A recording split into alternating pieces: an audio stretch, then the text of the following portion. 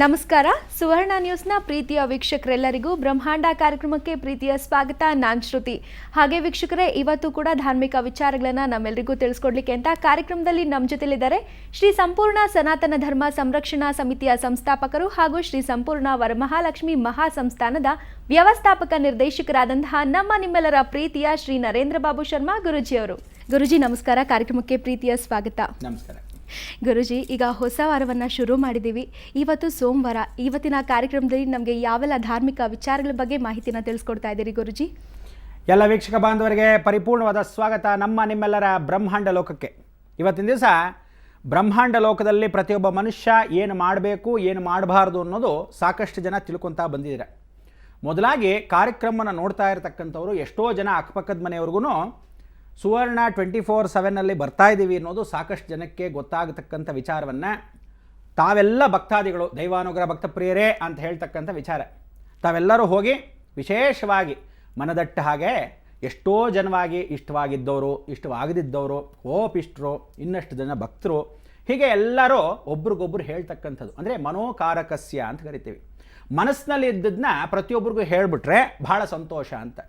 Short minded people ಅಂತ ಕರಿತೀವಿ, short memory ಅಂತ ಕರಿತೀವಿ. ಅಂದರೆ ಪ್ರತಿಯೊಬ್ಬ ಮನುಷ್ಯನಿಗೂ ಇವತ್ತಿನ ದಿವಸ ಸೋಮವಾರವಾಗಿರೋದ್ರಿಂದ, ಸೋಮ ಅಂದರೆ ಚಂದ್ರ, ಮನಸ್ಸು. ಆ ಮನಸ್ಸಿನ ಮೇಲೆ ಪ್ರಭಾವ ಎಷ್ಟು ಮಟ್ಟಿಗೆ ಬೀರುತ್ತೆ ಅಂದರೆ ಪ್ರತಿಯೊಬ್ಬನು ತಿಳ್ಕೋಬೇಕಾದಿಷ್ಟೇ. ಜೀವನದಲ್ಲಿ ಯಾರಾದರೂ ಕಷ್ಟವನ್ನು ಪಟ್ಟಿದ್ರೆ ಸ್ವಲ್ಪ ದಿವಸ ಆ ಕಷ್ಟ ತನಗೇ ಬಂದಾಗ ಅರಿವಾಗತ್ತೆ ಜಗತ್ತು.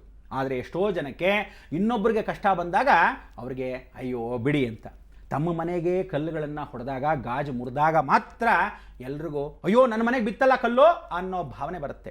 ಆದರೆ ಎಷ್ಟೋ ಜನಕ್ಕೆ ಬೇರೆಯವ್ರು ಬಿದ್ದಾಗ ಕೆಳಗೆ ಬಿದ್ದವ್ರಿಗೆ ನಗುಪಾಟ್ಲು. ಅದಕ್ಕೆ ತಾನೂ ಕೆಳಗೆ ಬೀಳುವಂಥ ಅವಕಾಶವನ್ನು ಮಾಡಿಕೊಳ್ಳದೆ ಪ್ರತಿಯೊಬ್ಬ ಜನನಿ ಜನ್ಮ ಭೂಮಿಶ್ಚ ಅಂದರೆ ಆ ಭೂಮಿಯಲ್ಲಿ ಹುಟ್ಟಿದ ಮೇಲೆ ಪ್ರತಿಯೊಬ್ಬನು ತಿಳ್ಕೋಬೇಕಾದಿಷ್ಟೇ. ಧರ್ಮೋ ರಕ್ಷತಿ ರಕ್ಷಿತಃ ಅಂದಾಗ ಆ ಧರ್ಮದಲ್ಲಿ ನೀವು ಮಾಡಬೇಕಾದಿಷ್ಟೇ. ಏನು ಅಂದರೆ ಎಲ್ಲರಿಗೂ ಮನಸ್ಸು, ತಾಯಿ ಮುಖಾಂತರ ಹುಟ್ಟಿರೋರೇ ಎಲ್ಲ ಜಗತ್ತು. ಆ ಮನಸ್ಸಿನ ಮೇಲೆ ಪ್ರಭಾವ ಮಾಡತಕ್ಕಂಥ ದಿನಗಳಲ್ಲಿ ಇವತ್ತು ಆರಿದ್ರ ನಕ್ಷತ್ರ ಬಹಳ ಮುಖ್ಯವಾಗಿರ್ತಕ್ಕಂಥದ್ದು. ಆರಿದ್ರ ನಕ್ಷತ್ರ ಇನ್ಯಾರ್ದು ಅಲ್ಲ, ಸಾಕ್ಷಾತ್ ಪರಮೇಶ್ವರಂದು. ಸೋಮವಾರವೇ ಆರಿದ್ರ ನಕ್ಷತ್ರ ಬಂದಾಗ ದಶಮಿ ದಿನಿ ಅಂದರೆ ನವಮಿ ದಶಮಿ ಅನ್ನೋದು ಒಂದ್ರ ಮೇಲೆ ಉಪರಿ ಅಂತ ಕರಿತೀವಿ. ಇವತ್ತು ಬೆಳಗಿನ ಜಾವದವರೆಗೂ ವಿಶೇಷವಾಗಿ 6 ಗಂಟೆ ಅಬ್ಬಬ್ಬ ಅಂದರೆ 6:55ವರೆಗೂ ನವಮಿ ಆಗಿದ್ದಿದ್ದು ತಿಥಿಯ ಒಂದು ಅನುಗ್ರಹವನ್ನು ದಶಮಿ ದಿನ ಬಿದ್ದಾಗ ವೈಶಿಷ್ಟ್ಯತೆ. ಆ ವೈಶಿಷ್ಟ್ಯತೆ ಆರಿದ್ರ ನಕ್ಷತ್ರದಲ್ಲಿ ಸೂರ್ಯನ ವಿಕೋಪಗೊಂಡಿರ್ತಕ್ಕಂಥ ಪರಮೇಶ್ವರನು ಚಂದ್ರನಾಗಿರ್ತಕ್ಕಂಥ ಮುಕುಟಾಧಾರಿ, ಅವನಷ್ಟು ಕೋಪಿಷ್ಟ ಇಡೀ ಜಗತ್ತಲ್ಲಿಲ್ಲ. ಅದಕ್ಕೆ ನಾನು ಯಾವತ್ತೂ ಹೇಳ್ತೀವಿ, ಯಾರು ಸುಮ್ಮನೆ ಸೈಲೆಂಟಾಗಿರ್ತಾರೆ ಗೊತ್ತಾ, ಅವ್ರನ್ನ ನಂಬೇಡಿ. ಮುಷಂಡಿಗಳನ್ನ ನಂಬಲೇಬಾರ್ದು. ಬಡಬಡ ಬಡಬಡ ಅನ್ನೋರು ನಂಬೋದು. ಇವತ್ತು ಬಡಬಡ ಅಂತೀವಿ, ನಾಳೆ ಮನಸ್ಸಲ್ಲಿ ಏನು ಇಟ್ಕೊಳ್ಳಲ್ಲ. ಮುಷಂಡಿ ಗೂಬೆಗಳಿರ್ತವೆ. ಏನು ಅಂದರೆ ಹಾಗೆ ಕುಕ್ಕರ್ಸ್ಕೊಂಡಿರ್ತಾರೆ. ಅವರು ಯಾವಾಗ ಕೋಪ ಬರುತ್ತೋ, ಯಾವಾಗ ಉದ್ವೇಗ ಕೊಡ್ತಾರೋ, ಅದು ಯಾವ ಕಾಲ ಒಂದು ರಿಯಾಕ್ಷನ್ ಬೇಡವೇನ್ರಿ? ಕಲ್ಲಿಗಾದರೂ ಹೊಡೆದ್ರೆ ಒಂದು ಚೂರಾದರೂ ಆಗುತ್ತೆ. ಆ ಕಾಲದಲ್ಲಿ ನೀವು ಅಮರಶಿಲ್ಪಿ ಜಕಣಾಚಾರ್ಯರು ಕಲ್ಲಲ್ಲೂ ಕೂಡ ಒಂದು ಜೀವ ಇತ್ತು ಅಂತ ಹೇಳ್ತಿತ್ತು. ಆ ಜೀವ ಆ ಪ್ರಾಣ ಒಳಭಾಗದಲ್ಲಿ ಇತ್ತು ಅಂದರೆ ಅಣು ಒಂದು ಸೃಷ್ಟಿಯಾದಾಗ ಆ ಕಪ್ಪೆ ಹೊಟ್ಟೆ ಭಾಗದಲ್ಲಿ ಇದ್ದಾಗ ಎಷ್ಟು ವೈಶಿಷ್ಟ್ಯತೆ ಅಂದರೆ ಕಲ್ಲು, ಜೀವ ರಾಶಿ ಎಲ್ಲವೂ ಮಾತಾಡತ್ತೆ. ನೀವು ಸ್ಪಂದಿಸದೇ ಇದ್ದರೆ ಪ್ರಯೋಜನವಿಲ್ಲ. ಪ್ರತಿಯೊಬ್ಬರೂ ಸ್ಪಂದಿಸಬೇಕು. ಇವತ್ತು ಯಾವನಿಗಾದರೂ ನವರಸಗಳು ಅಂತ ಹೇಳ್ತೀವಿ, ಯಾವತ್ತು ಕೋಪ ತಾಪಗಳು ಅಂತೀವಿ. ಕೋಪ ತಾಪಗಳಲ್ಲಿ ಏನು ಹೇಳ್ತೀವಿ? ಮೂಲಾಧಾರ, ಸ್ವಾಧಿಷ್ಠಾನ, ಮಣಿಪುರ, ಅನಾಥ, ವಿಶುದ್ಧಿ, ಆಜ್ಞಾ, ಸಹಸ್ರಾರ ಅಂತ ಷಟ್ಚಕ್ರ ಉಪಾಸನೆಯಲ್ಲಿ ಕಾಮ, ಕ್ರೋಧ, ಲೋಭ, ಮೋಹ, ಮದ ಮಾತ್ಸರಿಗಳನ್ನ ಇಟ್ಕೊತೀವಿ. ಇದನ್ನೆಲ್ಲ ನಾವು ಇಟ್ಕೊಂಡಾಗ ನಾವೇನು ಮಾಡಬೇಕು? ಪ್ರತಿಯೊಬ್ಬ ಮನುಷ್ಯ ಜೀವನದಲ್ಲಿ ಏನು ಮಾಡಬೇಕು ಏನು ಮಾಡಬಾರ್ದು ಅನ್ನೋದಾಗ ಮನಸ್ಸು. ಆ ಮನಸ್ಸನ್ನು ನೀವು ಸರಿಯಾಗಿ ಇಟ್ಕೊಂಡ್ರೆ ಇಡೀ ಜಗತ್ತಲ್ಲಿ ತಲೆ ಒಂದು ನೆಟ್ಟಿಗೆ ಇಟ್ಕೊಳ್ಳಿ. ಆ ಚಂದ್ರ ಅನ್ನೋ ತಾಯಿ. ಅದಕ್ಕೆ ನಾನು ಎಲ್ರಿಗೂ ಏನು ಹೇಳಿದ್ದೀನಿ, ದಯವಿಟ್ಟು ತಾಯಿಂದ್ರಿಗೆ ನಮಸ್ಕಾರ ಮಾಡಿ. ತಾಯಿ ಕೋಪಗೊಂಡಿರೋ ಮರ ನೀರು ಹಾಕಿದ ತಕ್ಷಣಕ್ಕೆ ಹಬ್ಬ ಅನ್ನತ್ತೆ. ಹಾಗೆ ನೀವು ಯಾರ್ಯಾರು ತಾಯಿಂದ್ರಿಗೆ ನಾವೆಲ್ಲ ಹುಟ್ಟಿರೋದ್ರಿಂದ ಪ್ರತಿದಿನ ಎದ್ದ ತಕ್ಷಣ ತಾಯಿಂದ್ರಿಗೆ ನಮಸ್ಕಾರ ಮಾಡಿ. ಆ 2 ಹುಬ್ಬಿನ ಮಧ್ಯೆ ಇರತಕ್ಕಂಥ ಆಜ್ಞಾಚಕ್ರ, ಅಲ್ಲಿ ಆ ಪಾದದಲ್ಲಿರ್ತಕ್ಕಂಥ 2 ಹೆಬ್ಬೆಟ್ಟಿಗೆ ಮುಟ್ಟಿದ ನಮಸ್ಕಾರ ಮಾಡಿದ್ರೆ ಸಾಕು, ಅವಳಲ್ಲಿರ್ತಕ್ಕಂಥ ಕೋಪ ಹಾಗೇ ಇಳಿದೋಗುತ್ತೆ. ಹಾಳಾದವನು ಬೆಳಗಿಂದ ಬೈದಿದ್ದೀನಿ, ಹೋಗಲಿ ಹತ್ಲಕ್ಕೆ ಸೆರೆ ಹೋದ ಅಂತ ಹೇಳಿ ಸಮಾಧಾನ ಮಾಡಿ ಸಾಯಂಕಾಲದಷ್ಟಕ್ಕೆ ಮುದ್ದಾಡ್ಬಿಡ್ಬೇಕು. ಏನಮ್ಮ ಯೋಚನೆ ಮಾಡಬೇಡ, ಇನ್ನು ನಿನ್ನ ಹತ್ರ ಅಲ್ಲದೆ ಜಗಳ ಇನ್ನು ಯಾರ ಹತ್ರ ಮಾಡ್ತೀನಿ, ಸಾಯಂಕಾಲ ಅಡ್ಜಸ್ಟ್ ಆಗ್ಬಿಡ್ಬೇಕು. ಹಾಗಿದ್ದಾಗ ತಾಯಿಂದ್ರ ಹತ್ರ ಪ್ರತಿಯೊಬ್ಬರೂ ಯಾವ ಕಾಲಕ್ಕೂ ತಾಯಿ ಮಗನ ಒಂದು ಜೀವನ, ತಂದೆ ಮಗಳ ಒಂದು ಜೀವನ, ಈ ರೀತಿಯಾದ ಒಂದು ಬಾಂಧವ್ಯ, ಅದುವೇ ಯಾವ ಕಾಲಕ್ಕೂ ತಿಳ್ಕೊಳ್ಳಿ. ಮನಸ್ಸೋ ಜಾಯತ ಚಂದ್ರ, ಆ ಚಂದ್ರನಿಗೆ ವಿಶೇಷವಾದ್ದು. ಆಮೇಲೆ ಚಂದ್ರನಿಗೆ ಶ್ವೇತವರ್ಣವಾಗಿರತಕ್ಕಂಥ ಬಟ್ಟೆಗಳು ಅಂತ ಹೇಳಿದ್ದೀವಿ. ಮುತ್ತಿನ ವಿಚಾರ ಅಂತ ಹೇಳ್ತೀವಿ. ಮುತ್ತು ಅಂತ ನಾನು ಎಷ್ಟೋ ಜನಕ್ಕೆ ಹೇಳಿದ್ದೀನಿ. ಆ ಮುತ್ತು ಅನ್ನೋದು ಯಾವತ್ತೂ ಒಂದು ಮಾಣಿಕ್ಯದಂಥ ಶ್ರೇಷ್ಠವಾಗಿರೋ ಮುತ್ತು ಎಲ್ಲಿ ಸಿಗುತ್ತೆ? ಕಪ್ಪೆ ಚಿಪ್ಪಲ್ಲಿ ಸಿಗುತ್ತೆ. ಅಂಥ ಕಪ್ಪೆ ಚಿಪ್ಪಲ್ಲಿ ಎಷ್ಟೋ ಸಾವಿರ ವರ್ಷಗಳಿಗೆ, ಎಷ್ಟೋ ನೂರಾರು ವರ್ಷಗಳಿಗೆ ಒಂದು ಸಲ ಹಬ್ಬ ಅಂದರೆ ಯಾವತ್ತೂ ಸಿಡ್ಲು ಮಡ್ಲು ಇದೆಲ್ಲ ಬಂದಾಗ, ಆ ಬಿರುಗಾಳಿ ಎಲ್ಲ ಬಂದಾಗ ಸಮುದ್ರದೊಳಗೆ ಕಪ್ಪೆ ಚಿಪ್ಪು ಬಾಯಿ ತಗೊಂಡಿರುತ್ತೆ. ಅಷ್ಟು ನೀರು ನುಗ್ಬೋದಾಗಿತ್ತಲ್ಲ, ನುಗ್ಗಲ್ಲ. ಅದು ನುಗ್ಗಿಸೋಕ್ಕೆ ಒಳಗೆ ಬಿಡಲ್ಲ. ಏನು ಮಾಡುತ್ತೆ? ಮನಸ್ಸು ಅದು ಯಾವತ್ತಾದರೂ ಸಿಡಿಲು ಬಂದಾಗ, ಸಮುದ್ರದಲ್ಲಿ ಏನಾದರೂ ಅಲ್ಲೋಲ ಕಲ್ಲೋಲವಾದಾಗ, ಅಮಾವಾಸ್ಯೆ ಪೌರ್ಣಮಿ ಅಂತ ಅಲ್ಲೋಲ ಕಲ್ಲೋಲವಾದಾಗ ಸ್ವಲ್ಪ ಮಟ್ಟಿಗೆ ಒಂದು ಡ್ರಾಪ್ ಆಫ್ ವಾಟರ್ ಕಪ್ಪೆ ಚಿಪ್ಪೊಳಗೆ ಹೊಟ್ಟಾಗ ಮುಚ್ಚಪ್ಪನ್ನು ಮುಚ್ಕೊಂಡ್ಬಿಡುತ್ತೆ.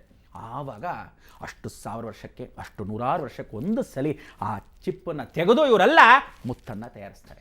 ಇಷ್ಟೆಲ್ಲ ಮುತ್ತನ್ನು ತಯಾರಿಸಿ ನಿಮಗೆ ಕೊಡಬೇಕಾದ್ರೆ ನಿಜವಾಗ್ಲೂ ಅದಕ್ಕೆ ಹೇಳೋದು ತಾಯಿಯ ಮಡಿಲು. ಅದಕ್ಕೆ ಪ್ರಕೃತಿ ಎಲ್ಲ ರೀತಿಯಾದ ಸೌಕರ್ಯಗಳು ಮಾಡಿಕೊಟ್ಟಿದೆ.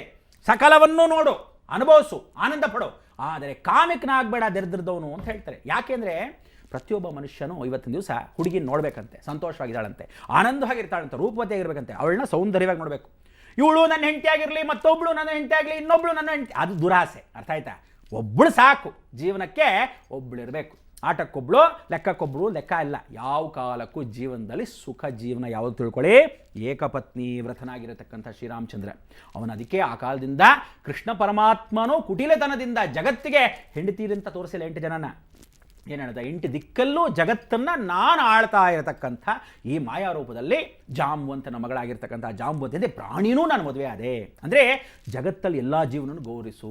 ಅದಾದ ಮೇಲೆ ವಿಶೇಷ ಸತ್ಯಭಾಮ ಧೈರ್ಯ ಸಾಹಸ ಅಂತಕ್ಕಂಥವಳು ಯುದ್ಧ ಕೂಡ ನಿಂತ್ಕೊಂಡ್ಳು, ಅಂಥವಳು ಕೂಡ ಗೌರವಿಸು ಅಂತ ಅವಳನ್ನು ತಗೊಂಡ್ರು. ಹೀಗೆ ಜೀವನದಲ್ಲಿ ಪ್ರತಿಯೊಬ್ಬರಿಗೂ ನಾವು ತಿಳ್ಕೋಬೇಕಾದ ವಿಚಾರಗಳಲ್ಲಿ ಎಷ್ಟು ವಿಶೇಷವಾಗಿರ್ತಕ್ಕಂಥ ರುಕ್ಮಿಣಿ ಅಬಾ ಅಂತ ಮೀರಾ, ಆದರೆ ಅವಳು ಮದುವೆ ಆಗಿಲ್ಲ. ಆ ಮೀರಾ ಬಂದು ಕೃಷ್ಣನ ಮನಸ್ಸೋ ಜಾಯದ ಚಂದ್ರ, ಮನಸ್ಸಲ್ಲಿ ಮಾತ್ರ ನೆನೆಸ್ಕೊಂತ. ಅದಕ್ಕೆ ನೀವು ಮನಸ್ಸಲ್ಲಿ ನೆನೆಸ್ಕೋಬೇಕು. ಈ ಕಾಲದಲ್ಲ ಎಲ್ಲರೂ ಮನಸ್ಸಲ್ಲಿ ನೆನೆಸ್ಕೊಂಡು ಕೆಟ್ಟ ಆಲೋಚನೆ ಹೊರತು ಕಾಮಿಕರಾಗಿರ್ತಕ್ಕಂಥವ್ರು ಎಷ್ಟೋ ಜನ ಇವತ್ತು ಗಂಡಸರು ನಿಜವಾಗ್ಲೂ ಒಂದೊಂದ್ಸಲಿ ವೀರಬ್ರಹ್ಮೇಂದ್ರ ಸ್ವಾಮಿ ಚರಿತ್ರೆ ಬಂದು ಮನುಷ್ಯರು ನಾಯಿಗಿಂತ ಕಡೆ ಅಂತ.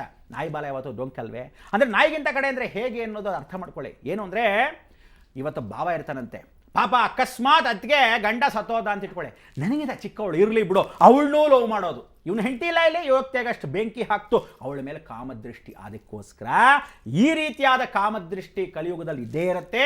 ಆದರೂ ಸಹ ಮನಸ್ಸನ್ನು ದೃಢ ಮಾಡ್ಕೋಬೇಕು. ಈ ದೃಢತನೇ ನೀವು ಮಾಡ್ಕೋಬೇಕಾದ್ರೆ ಪ್ರತಿಯೊಬ್ಬನು ಮನಸ್ಸಿನ ಮೇಲೆ ಹತೋಟಿ ಇಟ್ಕೋಬೇಕು.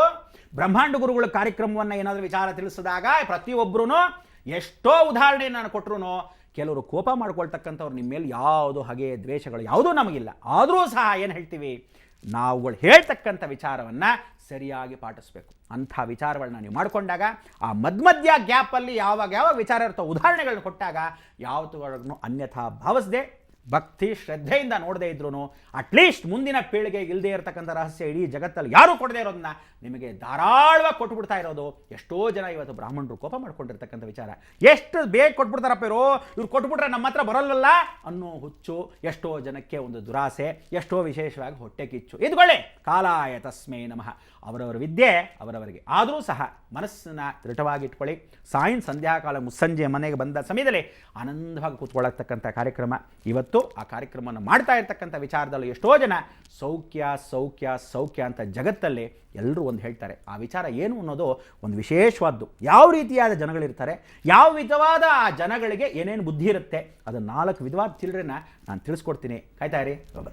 ಗುರುಜಿ ಮಾತೃದೇವೋ ಭವ ಅಂತ ಹೇಳ್ತಾರೆ. ಅಂತ ಮಾತಿಯ ಅನುಗ್ರಹ ಇದ್ರೆ ನಾವು ಜೀವನದಲ್ಲಿ ಏನನ್ನು ಬೇಕಾದರೂ ಸಾಧಿಸಬಹುದು ಅನ್ನೋದನ್ನ ತಿಳಿಸ್ಕೊಟ್ಟಿದ್ದೀರಿ. ವೀಕ್ಷಕರೇ, ಈಗ ಬ್ರಹ್ಮಾಂಡ ಕಾರ್ಯಕ್ರಮದಲ್ಲಿ ಒಂದು ಪುಟ್ಟ ವಿರಾಮ.